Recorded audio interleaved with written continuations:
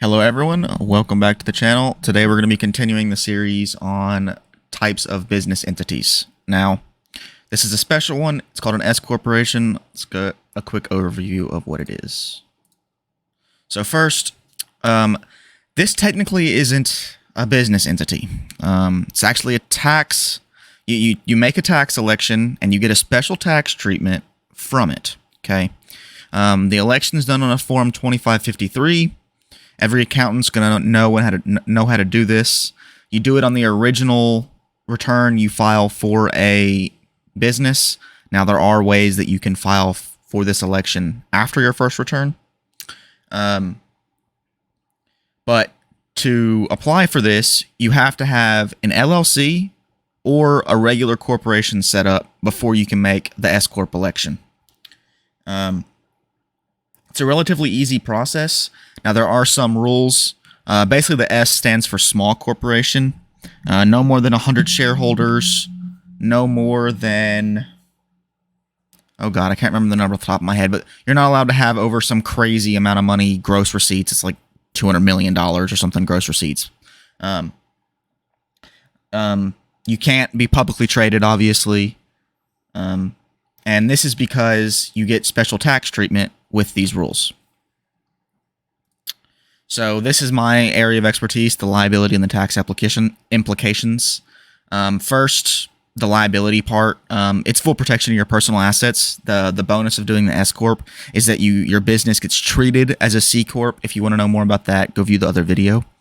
For liability issues, basically, your business is treated as a completely separate entity from you. However, for the payment of your taxes, you get the best of both worlds. So for liability, the business is treated as its separate entity. But for tax, the business is treated as a partnership or a sole proprietorship where everything gets passed through to the owners. This is done on a 1120S and then passed through to the owners through a K1, very similar to a partnership. There's lots of advantages to this, but the general idea is that you get the best of both worlds for a corporation and pass-through entities. Some of the special rules that apply to the S corporations, and it's one of the reasons that we actually advise lots of our clients to do an S corp. There's lots of tax advantages and ways for small businesses to take the best of both worlds. One of the major ones that we discuss with our clients is that with an S corp, you have to run payroll, so you can't just take business distributions. But with that, you don't get the self-employment tax, which is 15.3% on all of your income. So basically what you can do, let's say your bottom line of your business is $200,000. You take a $75,000 salary, so then you pay the 15.3% of the self-employment tax on that $75,000. But then the other $75,000 that you're going to distribute, with this case, you leave $50,000 in the bank for the business. The other $75,000 that you would distribute to yourself is not subject to self-employment tax. Whereas if you were a partnership, even if you ran payroll, it still would be subject to that self-employment tax. That's one of the many tax advantages that we run through at AAA Accounting.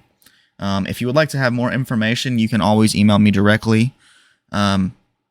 But I hope this helps as a general idea for what an S Corp is. Like I said, there's lots of other tax advantages and rules and things that apply. This is a very, very broad overview.